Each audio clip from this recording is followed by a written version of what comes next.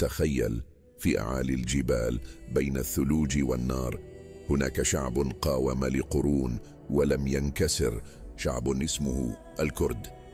منذ أكثر من 2500 عام سكنوا جبال زاغروس ووقفوا في وجه الفرس والرومان والعثمانيين وحتى داعش. العالم نسيهم، لكن الكرد لم ينسوا أنفسهم.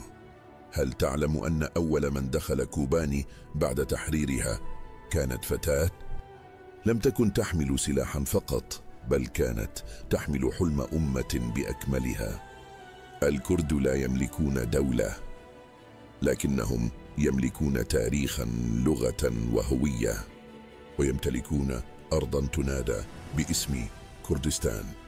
وإن كنت لا تعرف عنهم شيئا، استعد، لأن القصة ما زالت في سطرها الأول. العمل كاملا بقلم وأعداد وتنفيذ وإخراج آرام ميرزا.